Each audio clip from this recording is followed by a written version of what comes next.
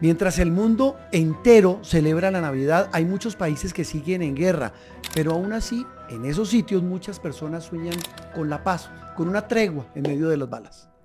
A lo largo de esta historia hay numerosos ejemplos de solidaridad, de compartir, que salen a flote precisamente en esta época. Desde la coyuntura de las noticias nos devolvemos en el tiempo. Esto es Memorias del Mundo, un video podcast disponible en todas las plataformas de audio y en YouTube. Boombox. Bueno, Teresita, mientras el mundo celebra Navidad y mientras el mundo entra en esa etapa del espíritu de solidaridad, de comprensión, de familia, de alegría, el problema es que también en el mundo siguen las guerras y esa realidad no la esconde ni siquiera la temporada de Navidad. No, en países como Ucrania Ajá. hay bombardeos todos los días y la celebración que debería ser, como dices tú, en familia, paz, tranquilidad. Paz es la palabra que está faltando. Lo mismo de pasar en Medio Oriente. También en el Medio Oriente igual, en la zona de Gaza, hay muchos cristianos que viven también en Israel y en todo el Medio Oriente. Ellos, la paz también es bastante elusiva en estas fechas. Pero también ha sido alusivo a lo largo de la historia, Teresita, historias de, digamos, de insólita demostración de espíritu navideño en medio incluso de las guerras, ¿no? Sí, hay historias maravillosas que ¿Qué dice la historia de eso? muestran solidaridad, Mm. muestran que la idea de Navidad, de compartir, está muchas veces por encima de la idea del odio. Una de las más famosas, Juan Ajá. Roberto, A fue en ver, la Primera Guerra Mundial. ¿qué pasó? Fútbol. Usted que le gusta el fútbol tanto. Sí. Estamos en la guerra, una guerra que nadie se esperaba que fuera a ser tan cruel como fue y tan larga como fue. Y en esa primera Navidad están los soldados británicos en territorio francés, al norte en la frontera con Bélgica, y están atrincherados, es decir, En sus cavaban cambuches, huecos claro. en sus capuches peleando con los alemanes y de pronto del lado alemán, los alemanes son grandes para la Navidad, empiezan a oír villancicos, Noche de Paz. Entonces se quedan callados y sigue la música del lado alemán y uno de los franceses levanta una velita y otro empieza a tocar una armónica. ¿Eso pasó de verdad? Pasó de verdad. Es decir, para recapitular, estaban en pleno campo de batalla, trinchera a un lado, trinchera al otro. 24 de diciembre. Los ingleses que estaban en territorio francés escuchan cantando A de los a los alemanes, alemanes, Noche Noche de de Paz. Paz. Y que, ellos sacan una armónica y empiezan a entonar con ellos. Y de pronto empiezan a prender una velita acá y se ve una velita del campo alemán.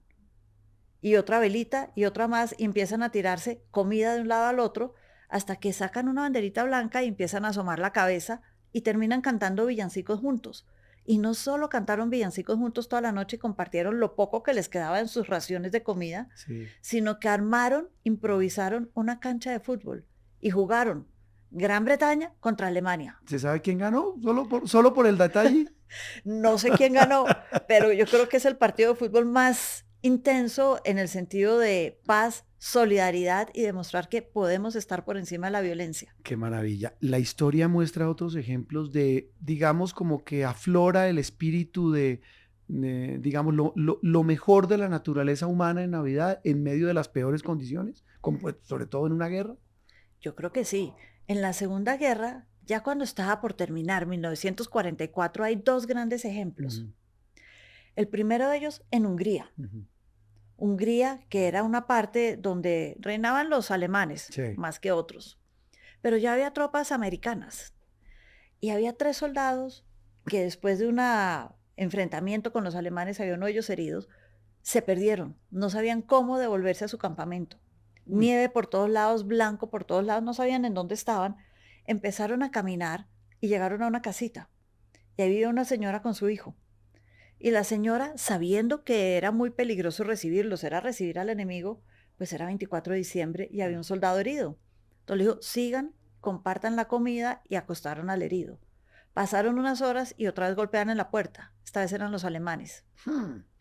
Y esta señora salió y decidió enfrentarlos. Les dijo, mire, hoy es 24 de diciembre. Ustedes si entran a mi casa, dejan las armas afuera y acabamos a celebrar el 24 de diciembre y la Navidad. ¿Y qué pasó? Y les advierto, hay 3 soldados americanos adentro y uno de ellos herido. ¿Y qué dijeron los alemanes? Dejaron las armas, dijeron, feliz Navidad, entraron, uno de ellos era médico, ayudó al herido Y el 25 de diciembre le dijeron a los americanos, mire, Santa Claus vino y les dejó un regalo.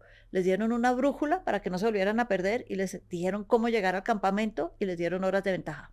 Eso lo que demuestra al final del camino es que ese lado luminoso de la naturaleza humana siempre aflora hasta en los momentos más difíciles. Sí, y yo dije que eran dos, Juan Roberto. ¿Y el otro? Que esa misma Navidad en Alemania, un campo de prisioneros en Alemania, unos americanos en un campo de prisioneros, llevaban mucho tiempo pidiéndole a los alemanes que los dejaran recibir correo de sus casas. Paquetes, nada. Esa Navidad el comandante dijo, ¿saben qué? Voy a dejarlos recibir 2 paquetes de la Cruz Roja, de esos que regala la Cruz Roja cuando la gente está en las cárceles. Y había 2 sitios donde estaban recluidos los americanos. En uno de ellos había 23 americanos y para esos 23 llegó un paquete pequeño. Lo rifaron y se lo ganó un teniente que se llama el teniente Terry. Ajá.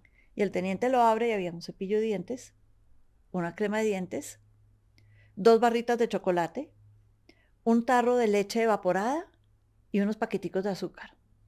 Y todos los demás se acercaron y dijeron, qué suerte, feliz Navidad, te ganaste la Navidad, qué maravilla. Él se quedó mirando, hizo una hoguera en la mitad de donde estaban, ahí en las barracas, derritió el chocolate, lo mezcló con la leche y con el azúcar, y luego lo puso a enfriar en la nieve, y salió una barra un poquito más grande que la que había recibido, pero no muy grande. La rindió. La rindió, la partió en 23 pedazos, y dijo, todos tenemos derecho a un regalo de Navidad, porque es Navidad. Y compartió con todos. Repito, aflora lo mejor de la naturaleza humana. Suena romántico, suena idealista, pero es así.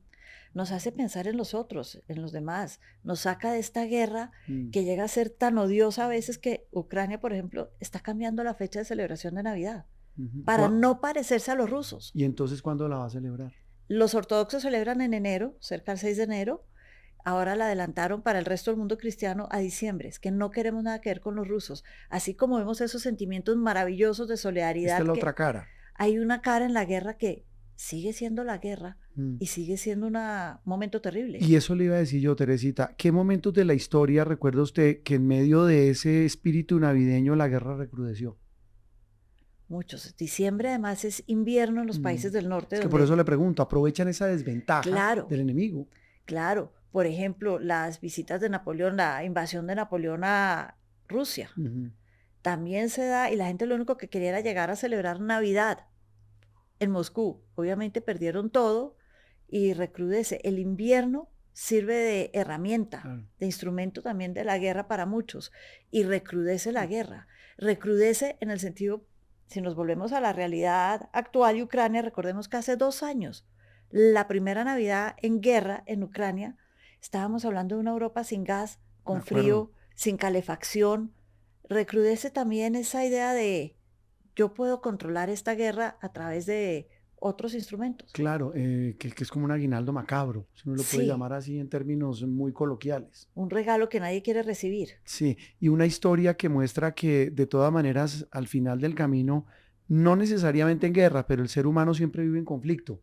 Y en ese lado luminoso de la naturaleza humana, mucha gente dice, mire, yo quiero tener un gesto diferente con el otro. Yo creo que la historia nos da también esas lecciones de que definitivamente algo se puede hacer para no ser los bárbaros en los que nos estamos convirtiendo. Sí, remontémonos a la primera Navidad. ¿Por qué nace Jesús en Belén? Es que por eso lo pregunto. Claro. Había un gran censo. ¿Qué querían los romanos en este censo? Además de contar cuánta gente había en estas nuevas provincias que estaban adquiriendo para el imperio, también estaba la historia de Herodes de que aquí va a nacer un niño que me va a quitar el poder. Y había que encontrarlo. Había que encontrarlo. Y ahí nace esta historia que más que eso nos dejó la historia de la cristiandad.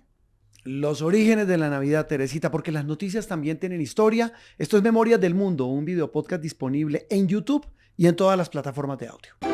Boombox.